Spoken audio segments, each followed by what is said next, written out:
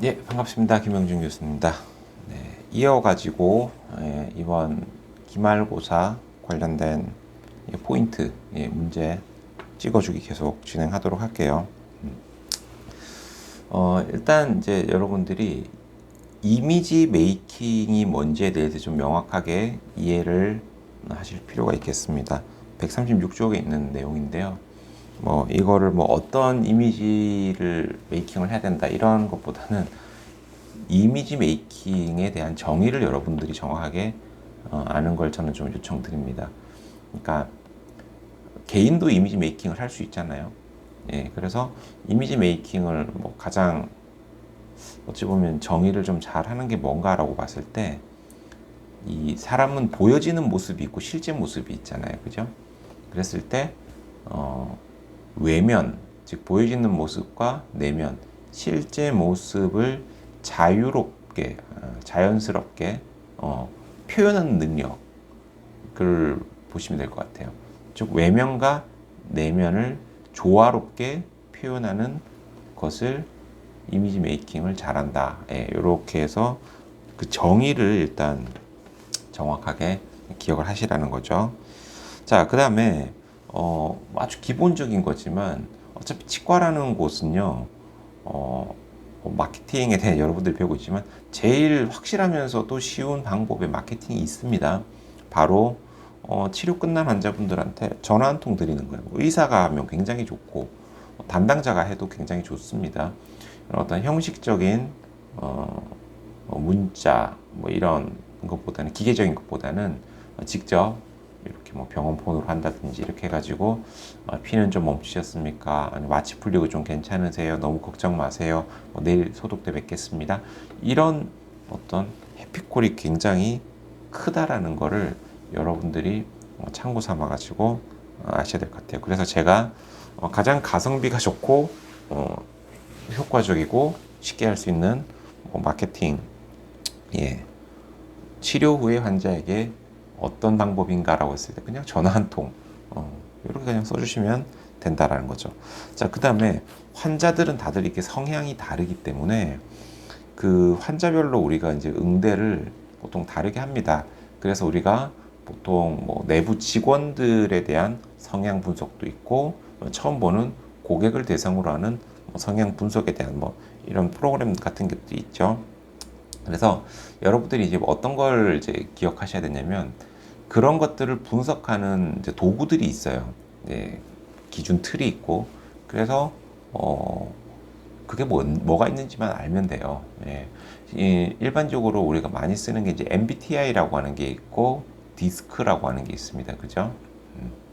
그래서 MBTI가 조금 더 복잡하긴 해요. 16가지 이제 유형으로 이렇게 나눠가지고 하는. 네. 그래서 MBTI 같은 경우에는 사실 사람 이름을 딴 겁니다. 그 MB라고 하는 게 이명박이 아니고, 그 마이어스, 네, 그다음에 브릭스, 그죠? T가 이제 타입, 인디케이터 이렇게 해가지고 그냥 마이어스 브릭스라고 하는 어떤 그 모녀지간이에요. 이 박사들이. 그래가지고 인간의 어떤 16가지 유형인데, 제가 16가지 유형을 써라 이게 아니라 어떤 사람의 어떤 성향 분석이나 행동 유형 분석에 대한 툴 중에서 여러분들이 MBTI라고 하는 게 있다라는 걸 그냥 알고 계시기만 해도 된다라는 거죠.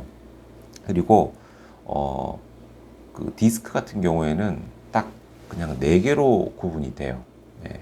그래서 처음 사람들을 봤을 때 빠르게 판단하기 위해서, 물론 그게 틀릴 수도 있지만 몇 가지 정보를 통해서 4가지 중에 한 가지로 딱 우리가 요약을 해서 거기 걸맞는 응대로 이렇게 훈련하는 방식이 있거든요. 근데 그때 사용하는 게 디스크라고 합니다.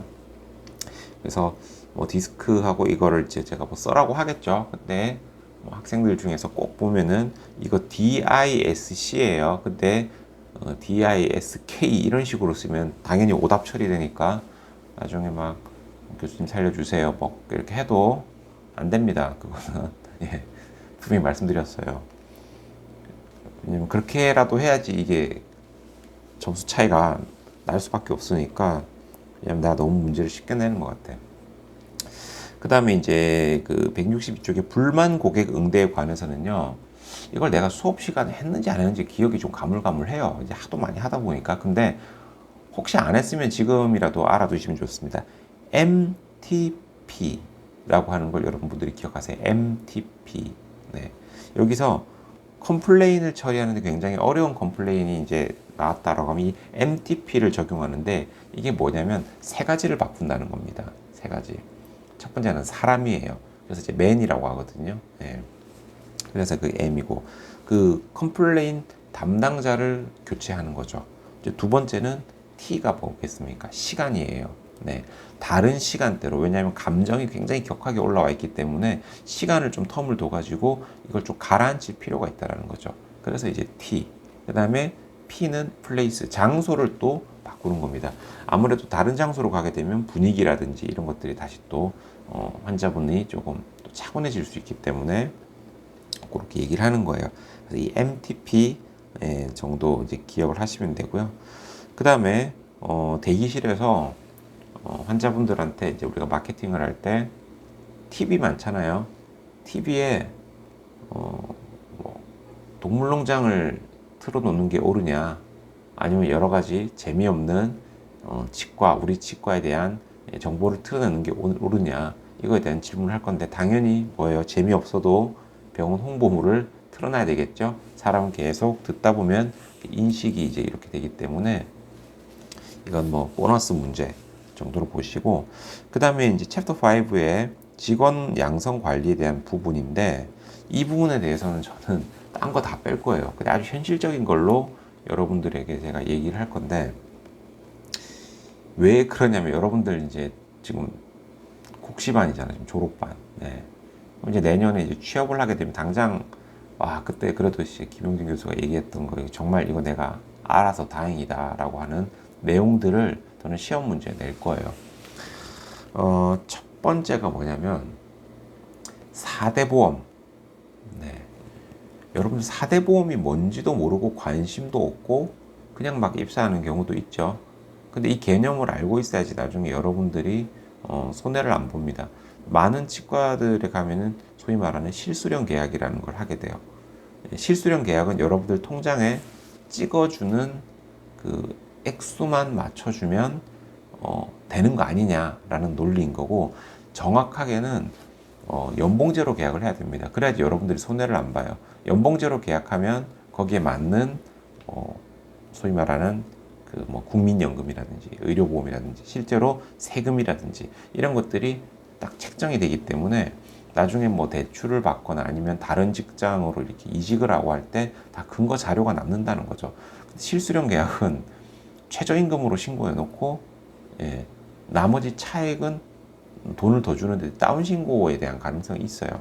그래서 그런 것들에 대해서 여러분들이 이해를 하려면 그냥 내 통장에 들어오면 똑같은 거 아니야 라는 그런 아니라는 생각을 하지 말라는 의미에서 제가 아직 여러분들 일도 안 하고 있지만 제가 그 4대 보험에 대한 문제를 아주 타이트하게 제가 낼 겁니다. 자, 일단은 여러분들이 4대 보험이 뭔지를 쓸 수 있어야 되겠죠. 4대 보험이 뭐겠어요? 연금보험, 국민연금이잖아요. 국민연금. 나라에서 관리하는 국민연금. 그 다음에 건강보험. 우리 의료보험 혜택 보죠. 네, 건강보험. 그 다음에 고용보험이라는 게 있습니다. 고용보험은 내가 이렇게 일자리를 잃거나 아니면 교육훈련을 받거나 이런 거 할 때 도움을 받을 수 있는 고용보험이 있고, 네 번째가 이제 일을 하다가 큰 사고를 당했을 때 도움을 받을 수 있는 이제 산재보험이라는 게 있어요. 자, 이 네 가지 중에서 딱 한 개 빼고 세 가지는 사업주하고 근로자가 일부를 다 부담하는 거예요. 무조건 반반이 아닙니다. 조금씩 차이가 있는 것도 있어요. 고용보험 같은 경우에는. 물론 그 건강보험하고 그 연금보험은 딱 반땅씩이에요. 예. 그러니까 내가 내야 되는 금액의 절반은 사업주가 내주고 절반은 내가 내고 이렇게 해가지고 측정이 된다는 거지. 내가 월급이 200만 원이 이렇게 신고된다고 하면은 총 9%를 내야 되거든요. 9%. 예. 그러면은 9%면 얼마야? 18만 원이잖아요. 18만 원이면은 그 중에서 9만 원은 뭐 내가 내고, 예. 나머지 9만 원은 사업주가 낸다는 뜻이에요. 이해됐죠? 그렇게. 예. 그것도 이제 4대 보험 있고, 이 중에서 근로자가 100원도 부담하지 않는 보험이 있습니다. 4대 보험 중에서. 그게 뭐냐면은 산재 보험이에요. 그래서 그거는 여러분들이 좀 기억을 꼭 하셨으면 좋겠고, 그 다음에 아마 요거 때문에 아마 여러분들 점수가 많이 갈릴 거라고 보는데, 시급을 계산하는 법을 제가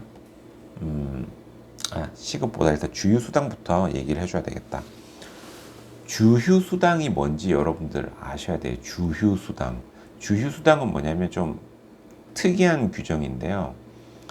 근데 우리나라하고 그 주휴수당이 있는 나라가 그렇게 많지가 않아요. 우리나라하고 제가 알기로 확실한 건 아니에요. 이건 대만인지 어딘지 아무튼 몇 군데 없어. 주휴수당이 좀 특이한데 어쨌든 지금 법 규정이 그러니까 참고 삼아서 알고 계세요. 일주일에 15시간을 이상을 일을 하게 됐을 경우에는요, 쉬는 유급 휴일을 줘야 된다는 거죠. 그러니까 보통 유급 휴일을 일요일을 많이 하잖아요. 그러니까 일요일도 돈이 나오는 거예요. 그러면 이 일요일도 어떻습니까? 돈이 나오는 대신에 조건이 있어요. 만근을 해야 돼요. 만근. 그러니까 내가 그날 예를 들어서 뭐 결근을 한다든지, 그죠? 빠지게 된다. 이러면은 당연히 급여에서는 그날 일 안 했으니까 하루치 월급은 공제하는 게 맞잖아요. 근데 하루치가 아니라 이틀치가 빠진다는 거예요. 왜냐면 주휴수당을 못 받기 때문에. 그래서 나중에 여러분들 잘 모르고 좀 몸이 아픈데 연차가 없는데 이렇게 좀 무급으로 휴가를 냈다라고 하면은 뭐 하루 쉬었는데 왜 하루가 아니라 이틀치 월급이 빠지냐고 이게 항의하면 안 된다는 거지. 예. 그래서 여러분들이 그런 어떤 모르는 거를 이렇게 겪지 않기 위해 가지고 제가 시험 문제까지 아주 친절하게 낼 겁니다. 주휴 수당에 대해 가지고. 네. 그래서 그거에 대해서 여러분들이 개념을 잡고 계시고, 아마 이번 시험 문제에서 가장 어려운 문제가 이게 아닐까 싶은데, 시급을 계산하는 법을, 네, 시급을 계산하는 법을 여러분들이 유도하는 공식을 쓰게끔 할 거예요. 자, 그럼 이제 시급이라고 하는 건 어떻게 계산하냐면, 지금 저희 커뮤니티 명품 치과의생사에도 보면요, 지금 선배들도 잘 몰라요. 그러니까 근로한 지 막 10년이 넘은 사람들도 자기 시급을 계산을 못하는 경우가 꽤 많습니다. 이게 왜 그러냐면, 뭐 오래 일한다고 해서 다 아는 게 아니에요. 이거에 대해서 관심을 가지고 내가 공부하고 이렇게 하지 않으면은 평생 모를 수도 있잖아요. 근데 뭐든지 나중에 내가 중간에 이제 퇴사를 한다든지 뭐 회사하고 항상 좋은 일로 끝나면 좋지만 때로는 좋지 않은 경우에로 이렇게 감정을 상하게 되는 경우도 있어요. 근데 그런 경우에는 어떻습니까? 법과 규정에 따라 가지고 정확하게 이렇게 해주면 되는 거야. 근데 치과가요. 꼭 치과 그런 게 아니라 기업이나 물론 국가도 마찬가지고, 여러분들이 거기에 대해서 내 권리를 주장하고 찾아먹지 않으면요, 알아서 찾아주는 경우는 굉장히 드뭅니다.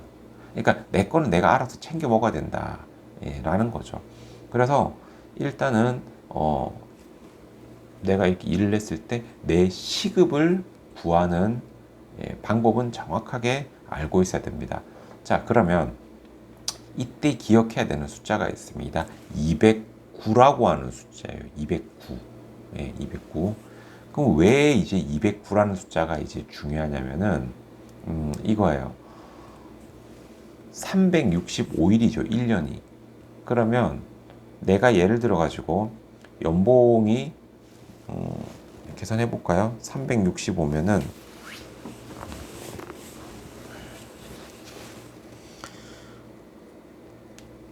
연봉이 3,650만 원이다 라고 일단 쳐볼게요.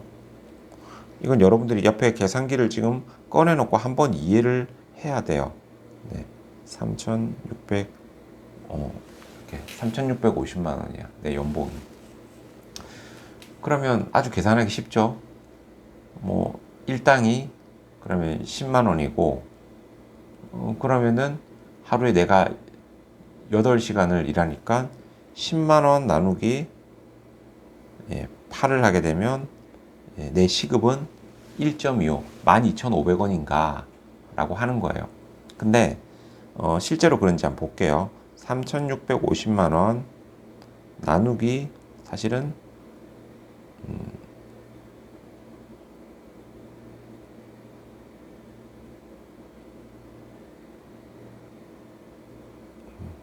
실제로는 시급이요. 한 14,500원 정도가 나옵니다. 왜 그런지를 알려드릴게요.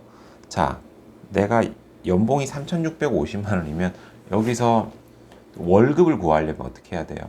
평균 월급 나누기 12를 하면 되겠죠. 네. 그럼 내 평균 월급이 304만 1,000원이에요. 304만 1,600원 정도. 네. 그럼 이제 이 월급을 받고 그다음 시급을 구해야 되는데 이제 문제는 한 달이 몇 주냐라는 질문을 이렇게 하게 되는 거예요. 한 달이. 근데 어떤 달은 막 5주가 걸린 때도 있고 4주가 걸린 때도 있고 달이 짧은 때도 있고 막 그렇잖아요. 그래서 평균을 구합니다. 평균. 그러면 이걸 이제 어떻게 구하냐면은 365일을요. 이거 구하는 과정은 여러분들 알아야 돼요. 이해 안 가면 다시 영상 돌려가지고 보세요. 1년이 몇 주죠? 정확하게 1년은 365일을 나누기 7일을 하면 되겠죠. 예. 왜냐면 일주일이 7일이니까. 그러면 52.14주가 나와요. 52.14주. 예. 그럼 나누기 여기다가 12를 하면 월 평균이 4.34주가 된다는 거지. 그죠? 4.34주. 그러면 4.34주인데 우리가 요즘 주 몇 시간을 근무합니까? 주 40시간을 근무를 하잖아요. 주 40시간. 근데 아까 주 휴수당이라는 건 40시간을 근무했을 때 8시간만큼 돈을 더 주는 거죠. 실제로는 내 월급은 48시간에 해당하는 돈을 받는 거예요. 이해됩니까? 실제로 나는 일을 40시간을 하지만 주휴수당이 붙기 때문에 48시간으로 계산을 하는 거예요. 그러면 자, 48시간 곱하기 제가 아까 몇 주라고 했죠? 4.34주를 하게 되면 곱하기 48을 하게 되면요. 208.57이 나와요. 208.57. 그러면 요거를 살짝 반올림하면 뭐가 되죠? 209가 나오죠. 난 그거 물어볼 거예요. 209를 어떻게 구하는지. 생각해보면 되게 쉬운 거예요. 근데 관심이 없으면 절대 모르는 거야. 그래서 209를 구하는 게 바로 내 월급을 구한 다음에 나누기 209를 하면 그냥 시급이 되는 거고요. 이 209시간을 초과하게 되면 어때요? 가산수당이라는 게 붙습니다. 네. 그래서 그걸 기억하시면 돼요. 시급은 얼마다. 시급을 구하는 209는 어떻게 구한다. 네, 요거 기억하시면 사실 내가 볼 때 이걸로 학점이 결국 결정되는 것 같아. 그만큼 중요한 거예요. 우리가 먹고 사는 데 있어가지고. 그래서 그거 시급 구하는 거 정확하게 어떻게 개념을 잡는지 보시고 그 다음에 우리가 알고 있는 교수님 야간 수당은 원래 또 가산돼야 되지 않나요? 라고 하잖아요. 자, 209시간 초과되면 가산이 되죠. 그 다음에 야간일 경우에도 가산 수당이 붙습니다. 당연히. 근데 여러분들이 야간 진료를 한다고 해서 야간 가산이 붙지는 않아요. 그건 우리가 붙인 거고요. 야간이라고 하는 건 나라에서 정하는 야간 수당은 밤 10시가 넘어야 돼요. 이거 맞나? 내가 이게 9시인가 10시인가 내가 좀 또 헷갈리네. 잠깐만요. 그리고 다음날 아침 6시까지라고 알고 있어요. 예. 야간 수당 기준 치면은 아이씨 왜 안 나와. 50%를 더 줘야 되는 거는 맞거든요. 아, 죄송해요. 9시입니다. 밤 9시. 네. 밤 9시부터 다음날 아침 6시까지. 예. 그렇게 해당돼요. 그렇지. 나 이제 안 까먹을 것 같아. 왜냐면 중간에 1시간 쉬는 시간이 있는지 없는지 그거에 따라서 그럼 딱 이제 9시간 되잖아요. 9시부터 다음날 아침 6시까지입니다. 자, 그러면 내가 주휴 수당을 받는 조건이 되고 209시간을 또 초과해요. 그리고 또 야간에 일을 하면 어떻게 되냐? 그러면 1.5 곱하기 1.5가 돼서 2.25배로 가산돼 가지고 급여를 받습니다. 그 정도 기억하시면 될 것 같아요. 자, 다음. 그 정도 기억하시고, 그 다음에 이제 마케팅에 있어가지고, 여러분들 뭐, 재고 관리하고, 세무, 뭐 이런 거는 괜히 얘기해봐야 머리도 아프고, 지금 어차피 이해하기 어려우니까 제가 그냥 넘어가도록 할 겁니다. 고객에 있어가지고, 내부 고객이라는 말의 의미를 여러분들이 정확하게 이해하시면 좋겠어요. 내부 고객. 내부 고객은 뭐냐면은 우리가 일반적으로 환자들이나 손님들이 오죠. 이걸 우리가 외부 고객이라고 해요. 네, 외부에서 우리한테 돈을 내고 서비스를 받는. 자, 근데 이제 내부 고객은 뭐냐면 직원들을 의미합니다. 내부에서 일을 하는. 네. 근데 왜 이제 경영학에서 보면 고객이라는 표현을 쓸까요? 고객이 무슨 뜻이에요?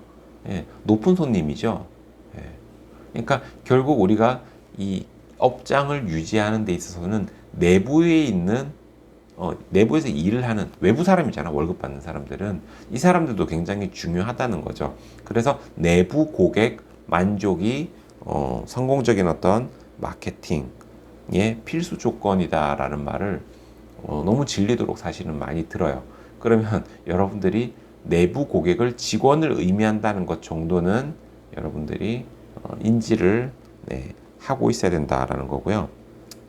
그 다음에 보통 이제 온라인 마케팅 할 때 가장 가성비가 좋으면서도 기본적으로 해야 되고 적은 노력으로도 많은 효과를 볼 수 있는 그게 뭐냐라고 질문을 한다면 바로 이제 블로그라고 말씀드리고 싶습니다. 이제 이 블로그 같은 경우에는 사실은 꾸준함이 되게 중요하죠. 그리고 생각해 보시면은 치과에 오고 싶어서 이렇게 안 달란 사람은 거의 없다고 봐야 돼요. 그러니까 당연히 치과를 검색할 때 어떤 걸 봅니까? 본인이 뭔가 아프다거나 걱정되거나 뭐 사랑니를 뽑아야 된다거나 하면은 겁나니까 이제 인터넷에 검색을 해보기 시작하는 거예요. 근데 아무래도 일반인이 얘기해 주는 것보다는 치과에서 그 마케팅 업체가 아니라 뭐 치과의사나 치과위생사나 이런 전문가들이 얘기를 해주면은 훨씬 더 신뢰가 간다라는 거죠. 뭐 시간이 얼마나 걸리고 뭐 어떤 증상이 있고 뭐 하고 막 이런 것들. 자, 그래서 그냥 내가 일기장 쓰듯이 쓰세요. 저는 개인적으로 블로그를 여러분들이 지금부터 또 키우는 것도 나쁘지 않은 것 같아요. 저도 지금 블로그를 하고 있는데 저는 맛집 블로그 위주로 지금 하고 있어요. 근데 생각보다 지금 마케팅 업체가 저한테 연락이 와가지고 식사를 제공할 테니까 무료로 포스팅 좀 써주시면 안 됩니까? 라는 제안을 많이 받기도 해요. 그래서 열심히 합니다, 저는. 자, 근데 그 블로그 같은 경우도 어찌 보면은 제가 하면서 보니까 놀라운 게 21살짜리 그 대학생 한 명이 저하고 서로 이웃 친구가 돼 있어요. 그러니까 참 대단하다 느낀 게 저보다 블로그 관리도 잘하고 스토리도 잘 담고 진짜 한번 보고 싶더라고요. 진짜 대단한 것 같아서 21살밖에 안 됐는데도 이렇게 블로그를 잘 만들고 해요. 그러니까 여러분들도 귀찮은 것 같지만 어떤 테마를 정해가지고 지금부터 여러분들 브랜드를 그런 데 녹이는 거 저는 되게 중요하다고 봅니다. 나중에 이제 치과 일하다 보면 사실 뭐 치과에서도 블로그가 있거든요. 그러면 그걸로 이제 관리를 하게 되는데 저는 그 관리도 물론 중요하지만 여러분들 개인 블로그 관리도 나중에 그게 다 재산이고 그럴 수 있으니까 하셨으면 좋겠고요. 결국은 제가 말씀드린 온라인 마케팅에 있어서 가장 가성비가 좋고 효율이 좋으면서도 필수적으로 해야 되는 건 무엇인가라는 질문에 대해서는 블로그라고 여러분들이 답을 쓰시면 될 것 같습니다. 사실 이렇게 문제들까지 친절하게 찍어주는 이유는 마케팅이라고 하는 게 사실 정답이 있는 게 아닙니다. 그리고 공부를 하면 할수록 더 광범위해지고 어렵고 그런 부분이 많다 보니까 좀 아무래도 여러분들이 좀 포커스를 맞추기가 어려울 수도 있겠죠. 그래서 제가 어쨌든 이번 학기 동안은 이 마케팅이라는 거에 대해서 사실은 좀 소개를 한다라는 개념으로 여러분들이 조금 흥미를 가지고 아 신기한데 이런 게 좀 있구나 정도만 이해하시면 되고, 그렇다고 해가지고 또 지금 국시 보는데 시간을 많이 뺏기면 안 되니까 제가 뭐 쪽집게 강사라고 생각해도 됩니다. 왜냐하면 제가 출제자이기 때문에 그대로 낼 수밖에 없습니다. 그렇게 해서 요번에 좀 시험 또 잘 보시고, 그 다음에 이제 방학이죠. 또 이렇게 또 실습도 나가고 또 시간 금방 지나가면 이제 여러분들도 이제 국시 준비하는 또 국시생 또 이렇게 될 건데, 아무튼 열심히 건강하게 하시길 바라고, 제가 지난 수업 시간에 얘기했던 거 아직 아무도 왜 연락이 없어요. 같이 우리 버스킹도 하고 좀 음악에 대해서 관심 있는 친구들 연락 달라고 했는데 꼭 좀 부탁드리겠습니다. 기다리고 있을게요. 자, 아무튼 자, 이거 영상 보시고 시험 잘 보시고 우리 다음번에 또 학교에서 보도록 해요. 방학 잘 보내세요.